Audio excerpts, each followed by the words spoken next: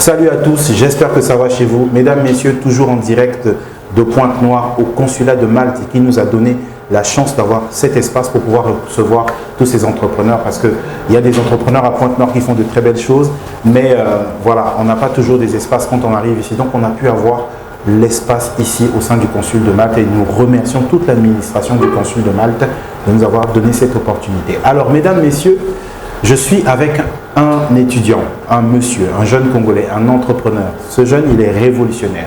Il a créé, avec lui et son équipe, la première application de gestion universitaire. C'est-à-dire que c'est vraiment quelque chose de très intéressant. Il a innové, il a apporté une solution par rapport à un problème qu'il observe très souvent. Je ne vous en dis pas plus. Générique.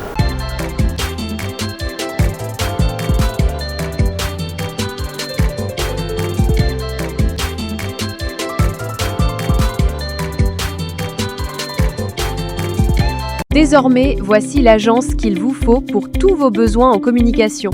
Organisation d'événements, gestion des réseaux sociaux, création de contenu, production audiovisuelle, création graphique, ainsi que la photographie.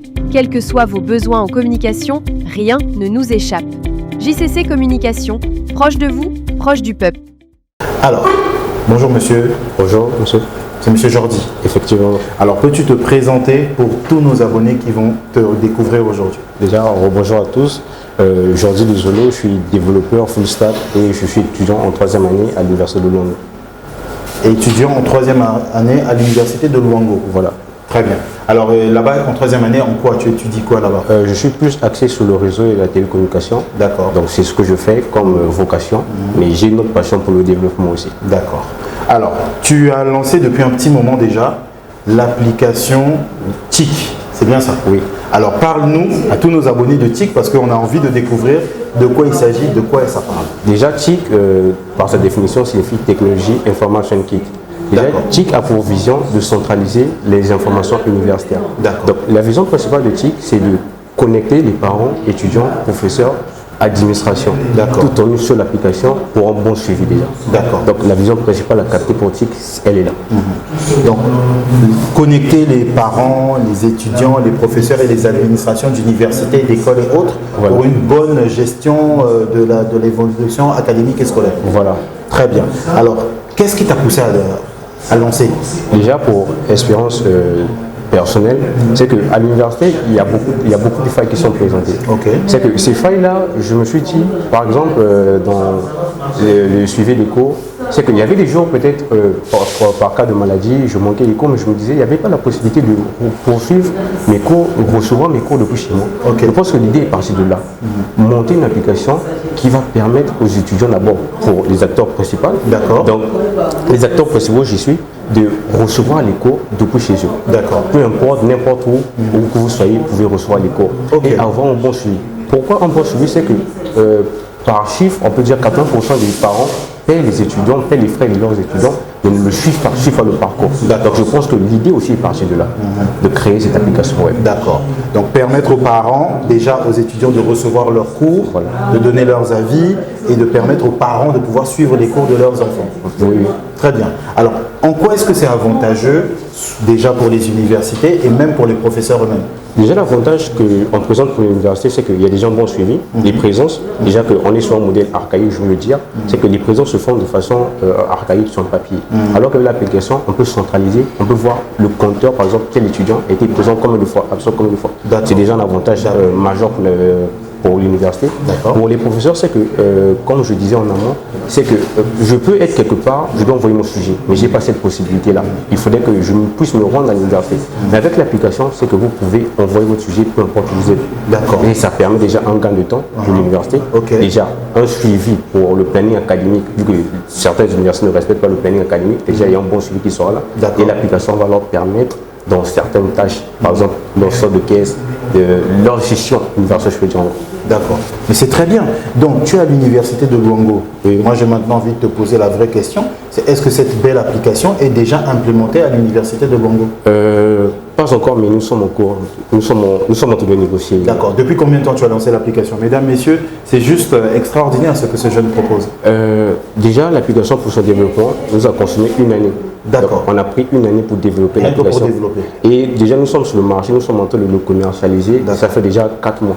Nous sommes à 4 mois pour Ça fait 4 mois que TIC est en activité. Voilà, sur le marché. Une version stable que nous avons stabilisé une version que nous pouvons commercialiser à présent. D'accord. Donc ça veut dire quoi? Si je te suis, c'est une application web, donc on n'a pas besoin d'avoir un logiciel installé dans les ordinateurs. Il suffit simplement d'avoir une connexion Internet. Oui, connexion Internet. Pour accéder à l'application où que vous soyez. Où que vous soyez. Voilà. Donc je peux être au Japon, je suis professeur, je n'ai pas le temps de revenir à Brazzaville ou à Pointe-Noire pour donner les cours, je mets sur le site et puis ça arrive. Mais comment est-ce qu'on sait que, parce que je peux être au Japon, je ne peux pas juste mettre sur le site comme ça. Est-ce que ça va, est-ce qu'il faut que je donne un lien à tous les étudiants? Comment? Je pense que... Parce qu'il y a beaucoup d'écoles normalement.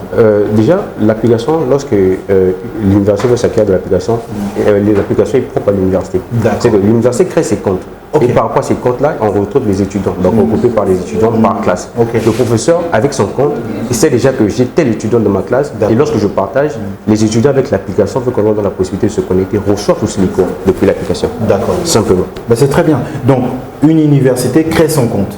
Voilà. Et automatiquement, elle va affilier tous ses professeurs ou comment? Ou c'est les professeurs qui doivent s'affilier en s'inscrivant? Il y a des profils que nous avons mis. C'est que l'administrateur crée ses différents rôles et services. Par exemple, le service financier, patrimoine, ressources humaines, recouvrement.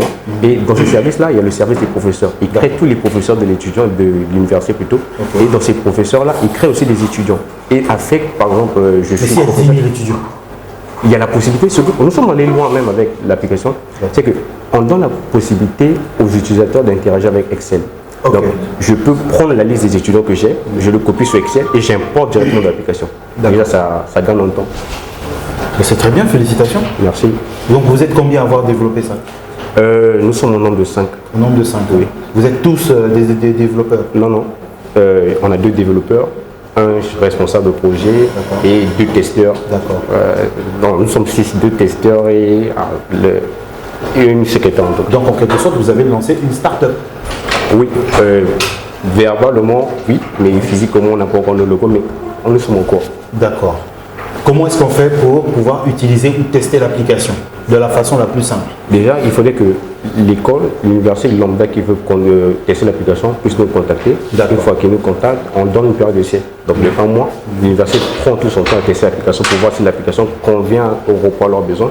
Et une fois que les tests concluent, on peut maintenant parler comment nous pouvons fonctionner pour la commercialisation de ce logiciel-là. D'accord. Comment on écrit TIC? Comment on écrit TIC? T-I-K, simplement. T-I-K. Ouais, simplement. Je pense que dans TIC, si vous rendez bien, si vous êtes étudiant, si vous étiez étudiant, lorsqu'on disait par exemple, pas un qu'on a TIC, voilà, on s'est basé sur ça. Donc, la vieille expression. Voilà, la vieille expression. Donc on est parti de là. Donc c'est là où est venu le nom en tout cas. D'accord, mais c'est très bien. Donc aujourd'hui, votre problématique, maintenant que vous avez une version stable, c'est de faire découvrir cette application. Oui, l'objectif principal, c'est de faire découvrir l'application au grand public. D'accord, ben c'est très bien. Je suis en train de voir ça, c'est l'interface? Oui, à ce niveau, nous sommes sur l'interface administration, donc de l'administrateur. Comme vous pouvez voir, il y a plusieurs box. Par exemple, la liste étudiants, professeurs, le partage d'informations, que j'ai oublié de mentionner, et la gestion des emplois du temps aussi. Très bien. Alors, dis quelque chose à toutes les personnes que tu considères que, enfin, parle-leur de l'application TIC et dis-leur quelque chose. Donc, je pense que TIC, ça sera une révolution déjà pour vous, université, déjà pour le suivi de votre gestion universitaire. Et pour les parents, je demanderai aux parents de parler aux universités de cette application qui vont suivre cette émission-là, de recommander TIC à leurs universités pour un bon suivi de leurs enfants. Donc, en gros, si je veux faire passer un message, c'est celui-là. Très bien. Donc, mesdames, messieurs, vous l'avez compris. Voici un jeune. Ils sont 5. 5. Ils se sont associés. Ils ont remarqué qu'il y avait un problème et ils ont décidé d'apporter une véritable solution sous forme d'une application web. C'est juste waouh. Je suis à Pointe-Noire et je suis ravi d'avoir découvert cet entrepreneur, Jordi Lussolo, qui est à la tête de ce projet et qui est étudiant à l'université de Luango. C'est vraiment une application waouh qui permet de centraliser. C'est bien ça? Centraliser. La gestion. Oui, centraliser. Centraliser la gestion des étudiants universitaires. La gestion universitaire en gros. D'accord. Très bien. Donc, mesdames, messieurs, vous l'avez compris. Je suis ravi de vous avoir fait découvrir cet entrepreneur. Je vous dis à très bientôt pour un prochain numéro de Je consomme congolais, toujours avec les entrepreneurs de Pointe-Noire du Congo. On n'abandonne personne, on met en lumière tout le monde. Consommons ce que nous produisons. Ça, c'est un produit congolais. Il faut qu'on consomme. Les écoles congolaises, vous devez consommer. Les étudiants congolais, voici une œuvre qu'un étudiant comme vous a produit. Il est congolais. Désormais, on doit soutenir ceux qui viennent chez nous. C'est juste waouh. À très bientôt. Ciao, ciao. Au revoir. Merci. Désormais, voici l'agence qu'il vous faut pour tous vos besoins en communication.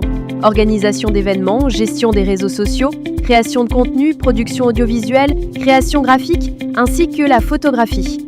Quels que soient vos besoins en communication, rien ne nous échappe. JCC Communication, proche de vous, proche du peuple.